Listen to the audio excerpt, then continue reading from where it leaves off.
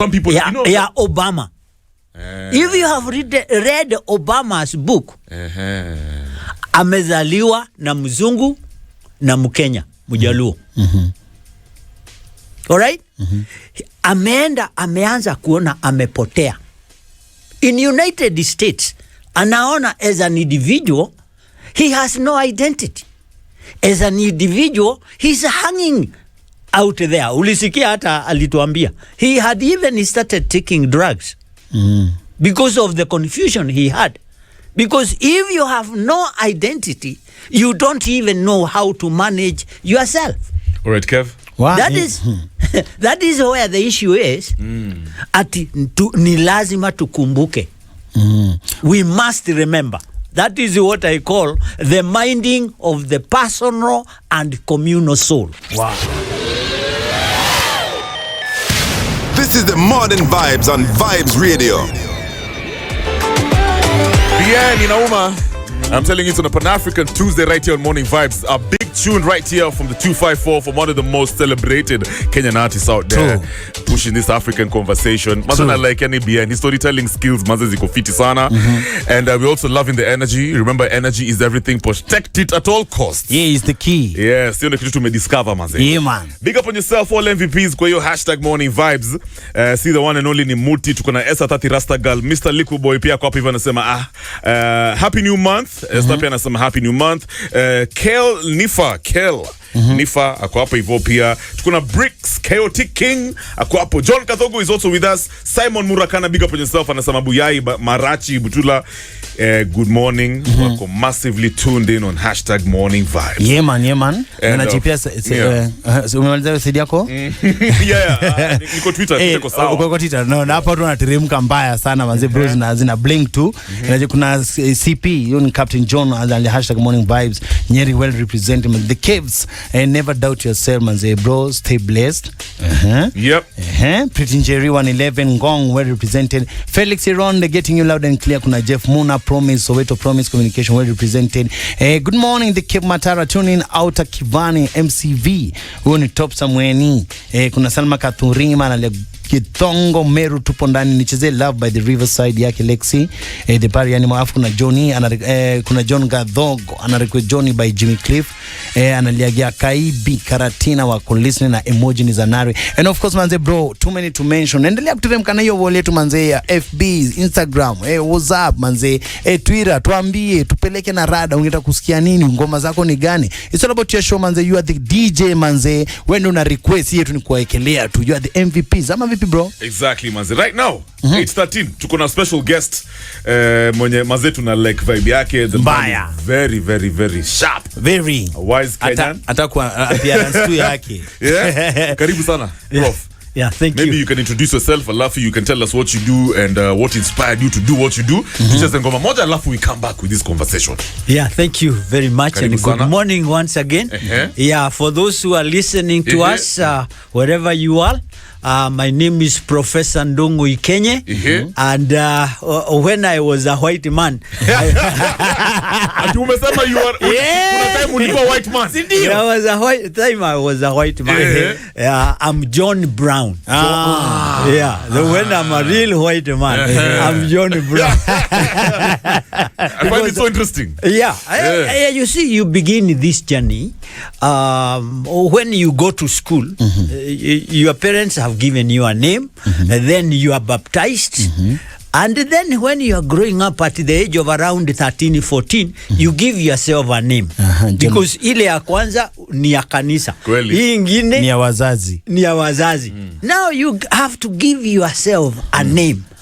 So because the one you've given yourself inaitwa Brown. John Brown. John Brown. Officer John Brown. I had this big hair. That like Kevos. Rasta. It was big. Na nikiona niangalia una smile peke yako, unajikumbuka. Kwa sababu ninajikumbuka. So that's why I'm John Brown. Lakini nilipoenda Uingereza, nikaona watu wananichezea. You know, I went to America for 20 years. And so everybody is calling me JB or somebody is calling me John. And I decided to scrap that. nikakaa na jina yangu ya Uafrika. Ndongo Ikenye. Good one. Nikasema You know, by the prof, I was thinking, guy, yani sasa you change your name permanently to John Brown. Yeah. Sasa umerudi ukasema you had to now go back to your roots. I had to reinvent myself. You have to remember Who you are. Who I am.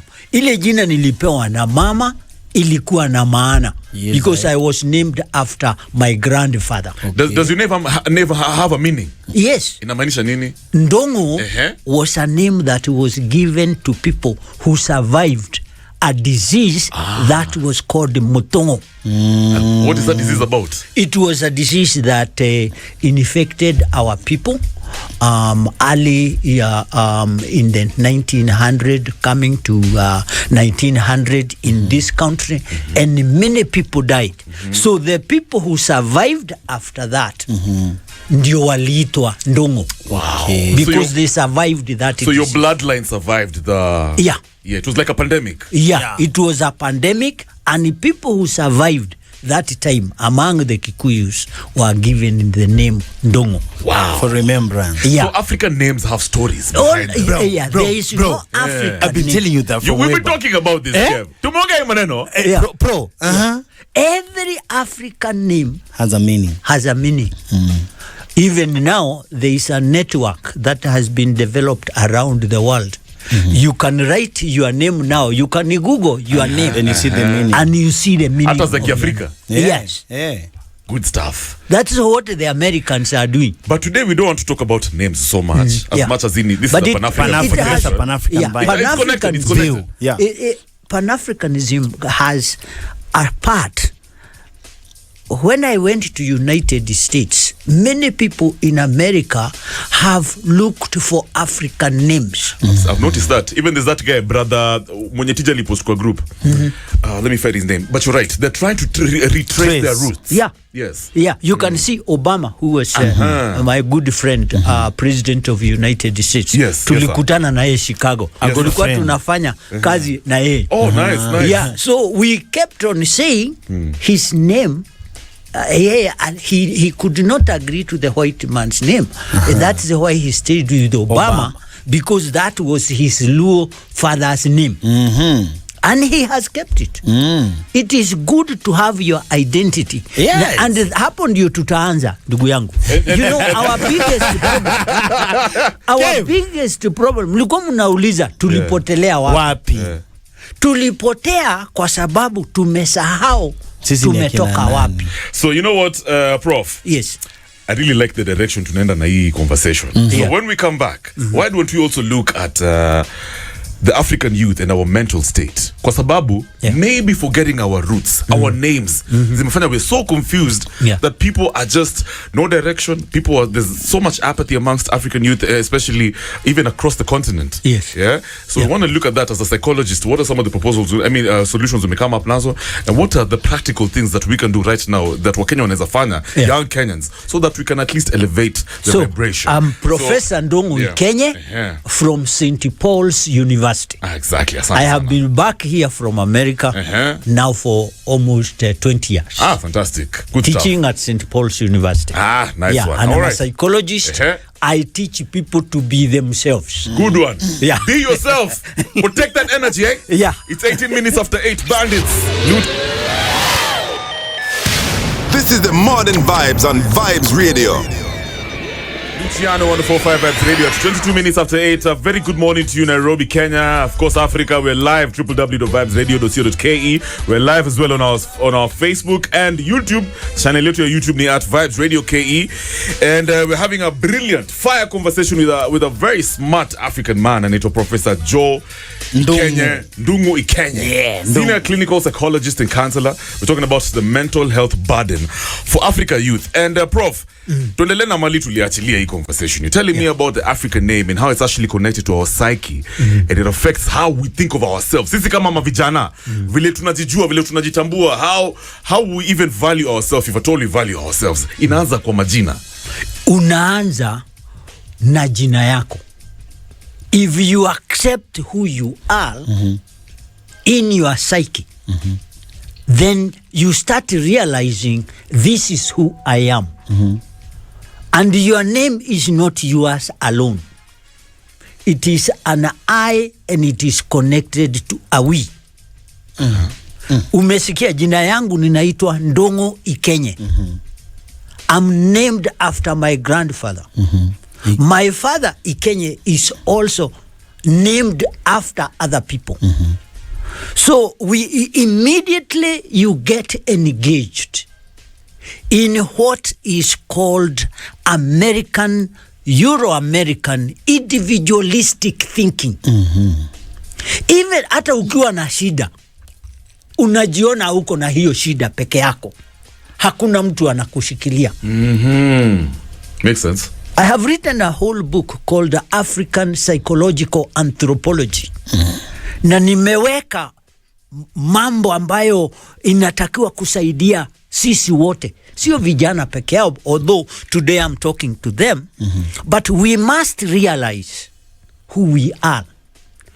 From where we have come from. Are you telling me? Yes. If you lose track of the bloodline, the names of your ancestors, it leads to you having an individual mindset. Unaanza kujifikiria, you're independent, and because of that, you're alone in your world, in your head.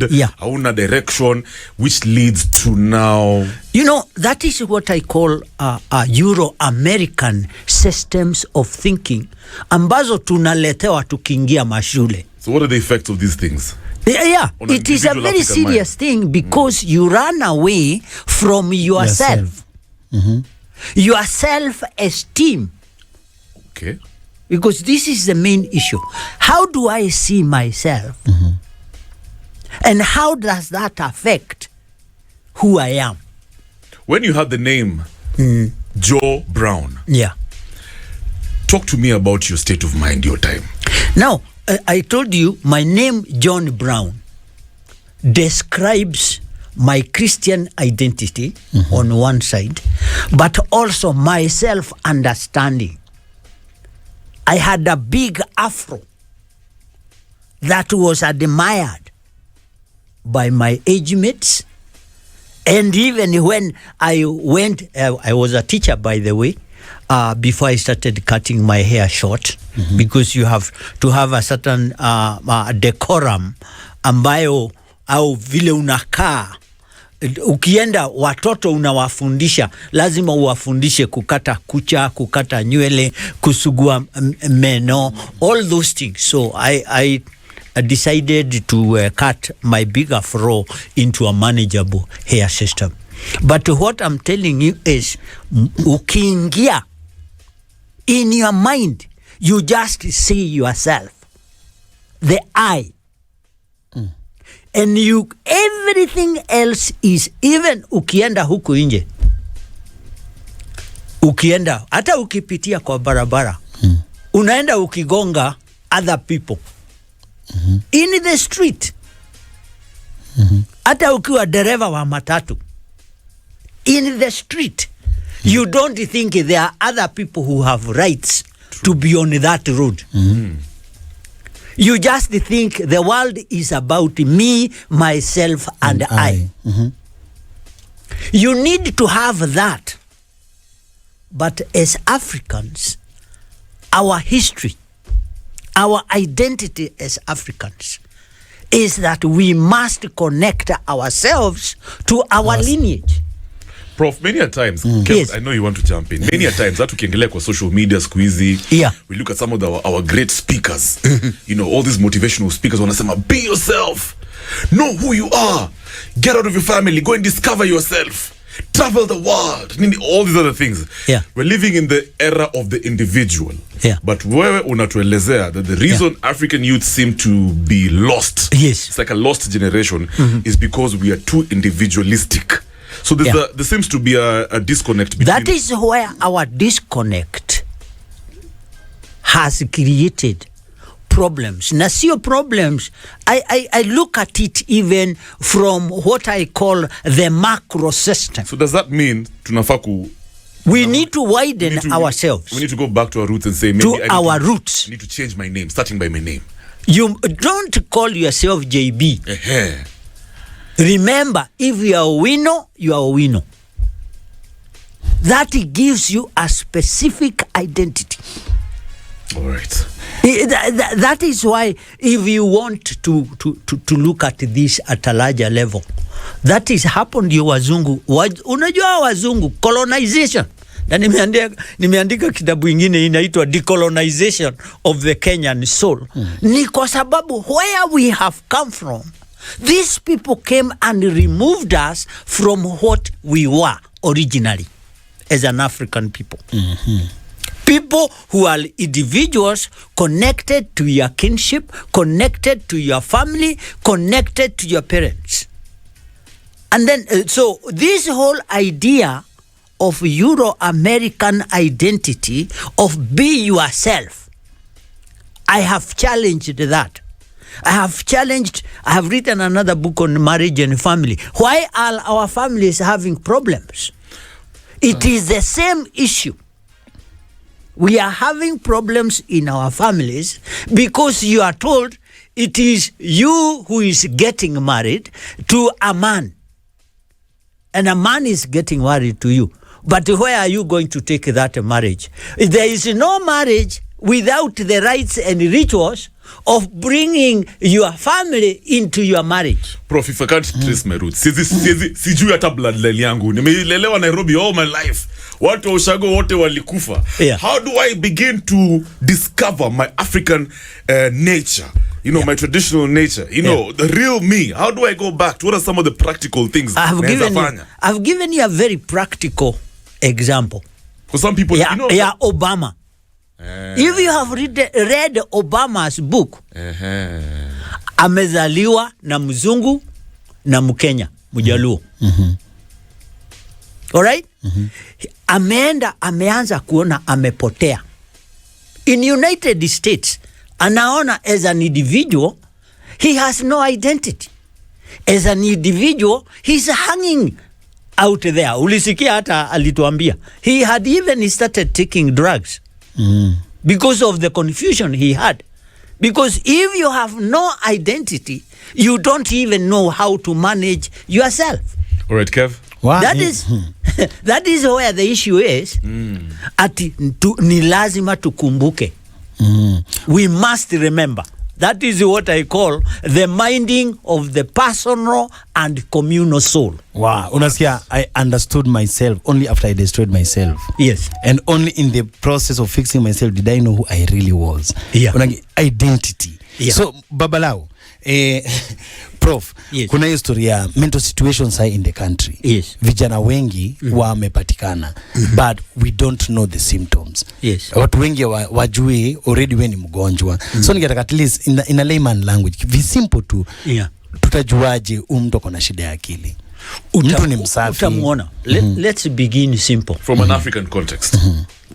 Mtu anaanza kuwa na shida. Nimekwambia na vile anajiona mwenyewe. The eye. Kitu ya pili, unaangalia the behavior. Mtu akiwa mambo yameanza kuharibika, the kinds of behaviors people have, utaanza kuona imebadilika. You'll see it. If it is your brother or your sister or your child, their behavior will change. Number 3, the way they talk.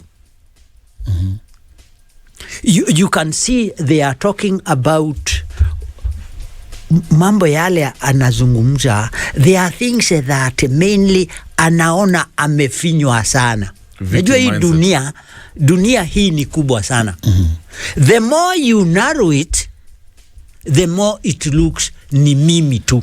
True. Kwa sababu shida, yesterday nilikuwa nazungumza habari ya mambo ambao inaendelea katika nchi hii. If we are thinking that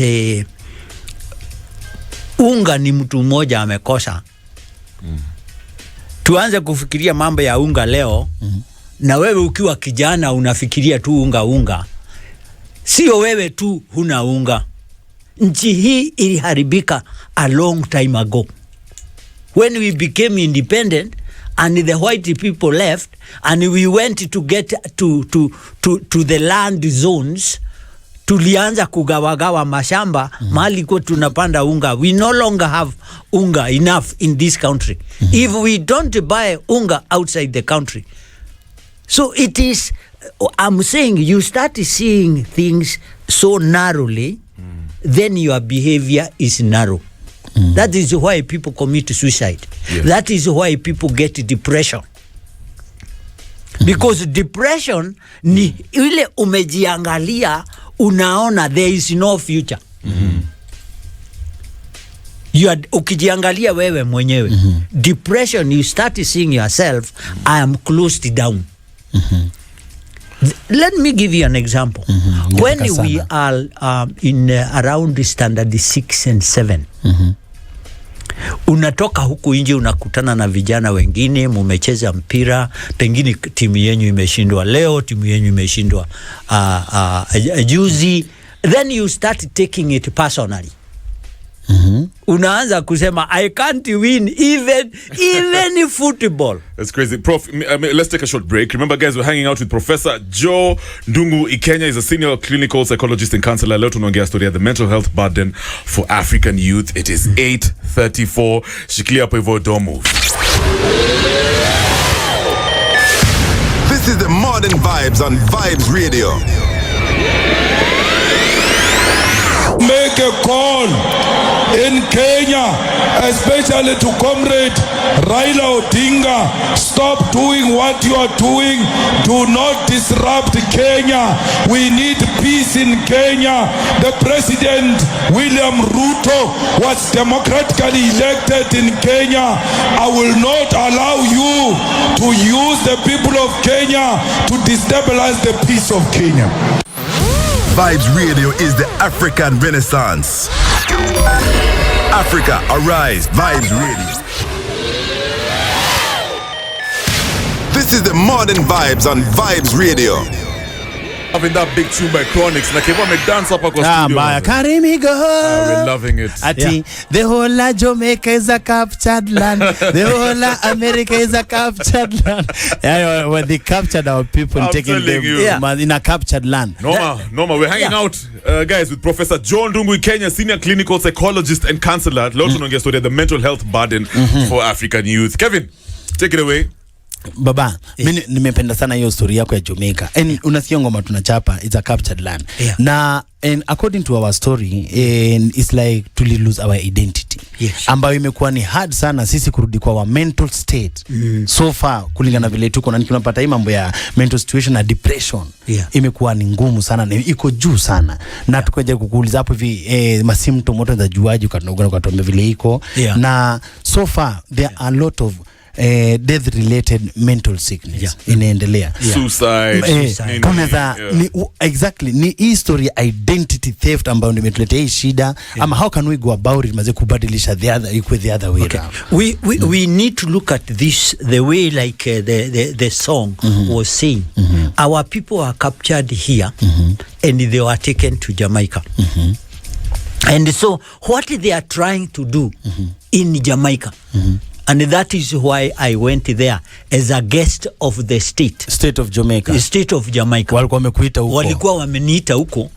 And so that we can talk, because even Jamaica like us here, you know, we in Kenya, we were captured by the white people from 1920. I still think we're captured.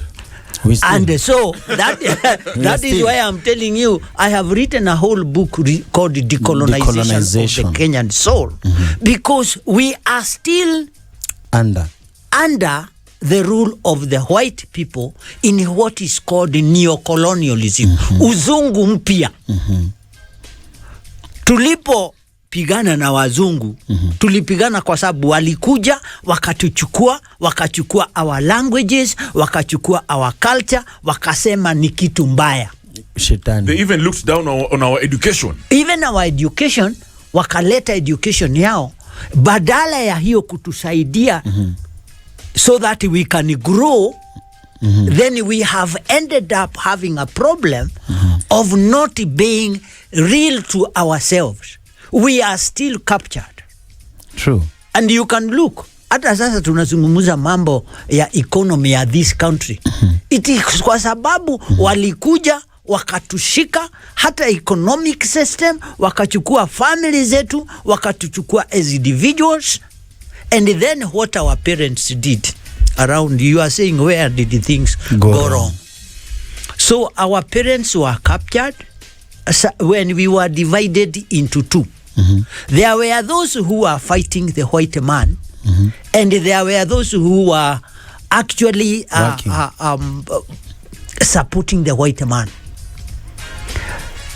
That divided our mentalities, and that's why we are confused.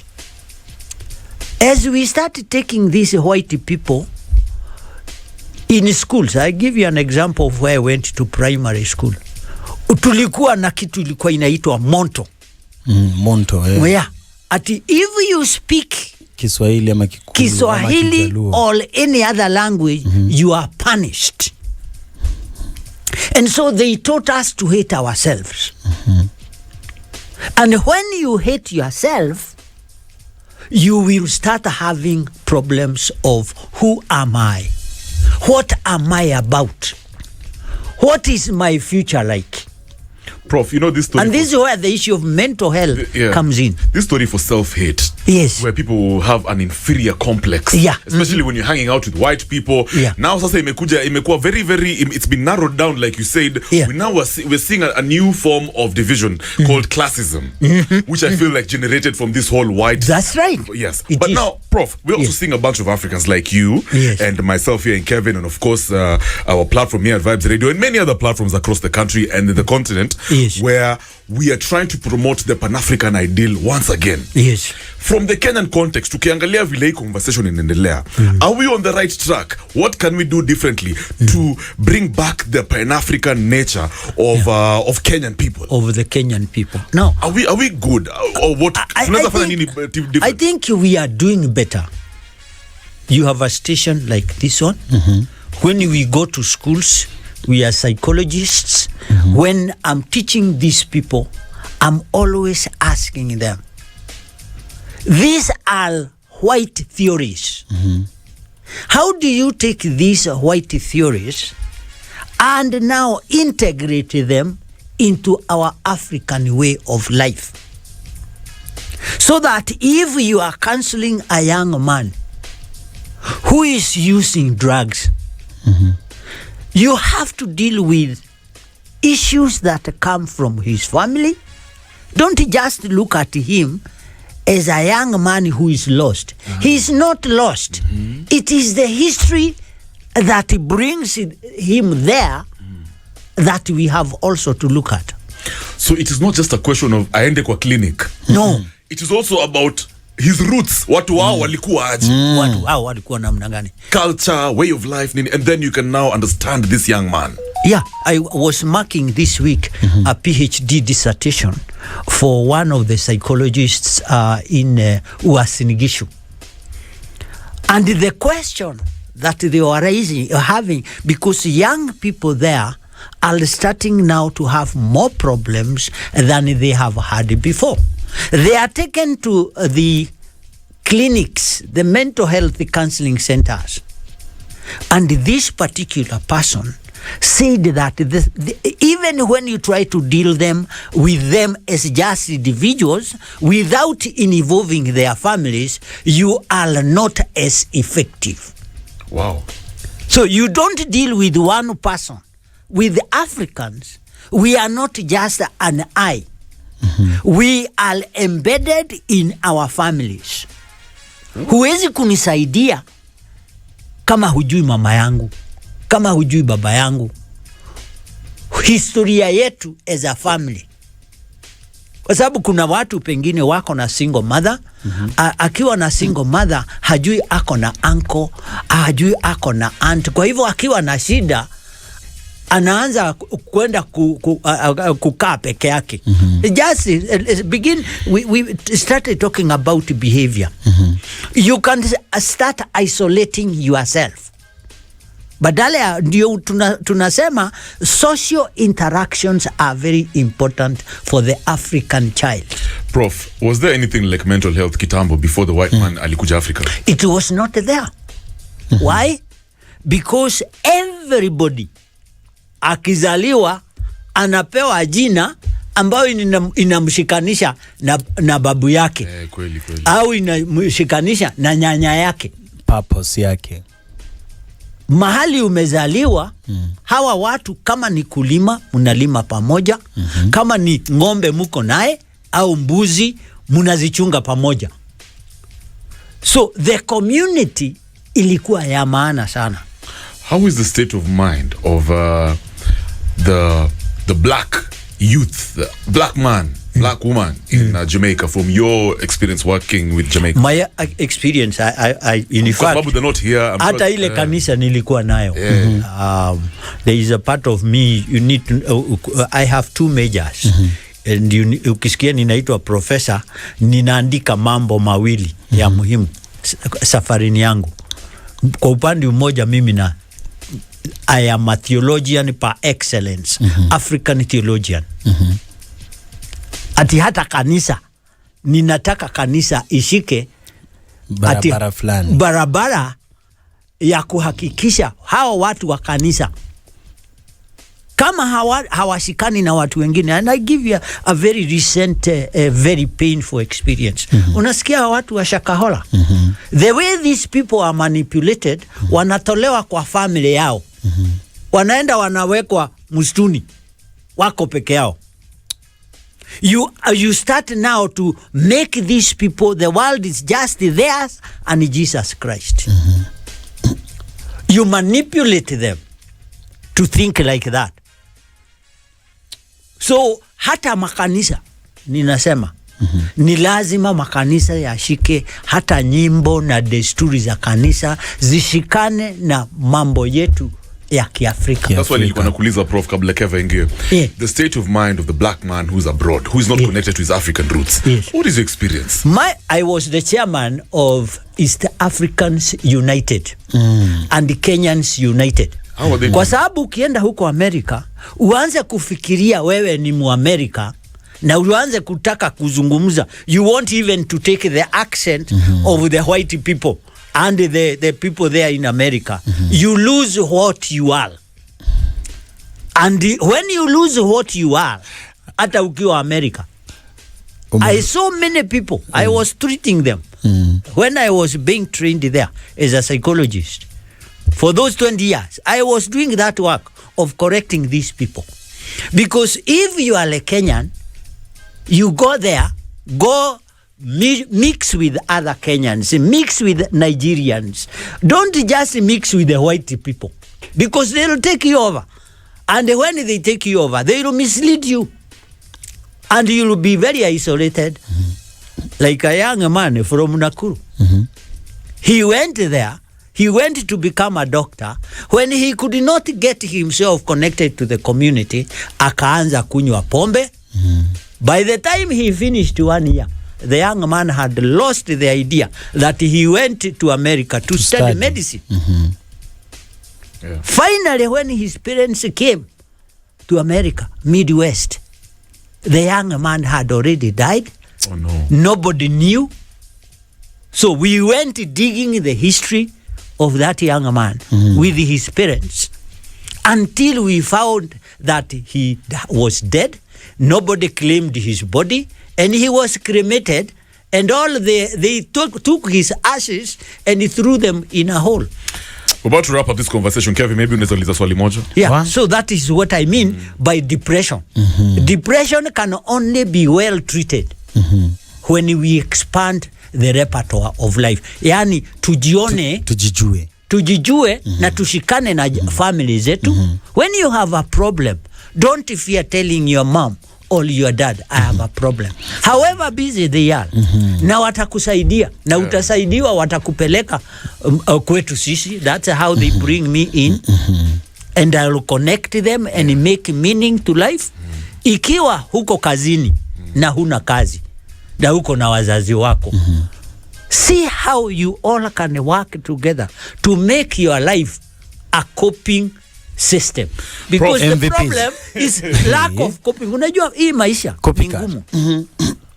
And the way we differ, ni mtu akiona shida anaiangalia namna gani. How do you cope? Yeah. Because if you are coping alone, your soul is so small. But if you have your brother, your sister, your uncle, your aunt. I went to bury a boy the other day. I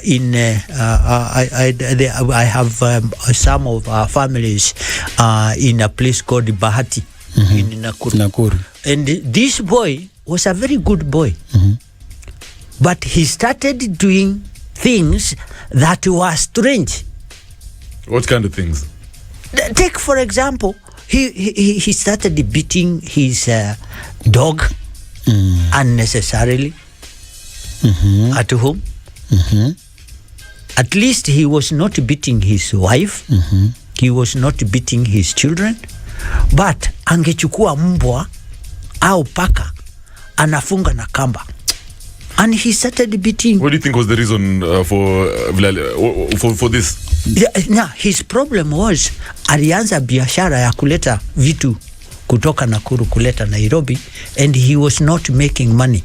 When he came to here in the market hapa Nairobi, ile pesa anapata si amelala Nairobi, anaenda kuingia kwa hoteli. Si unajua warembo nguo nusu wako hawa Kanairo.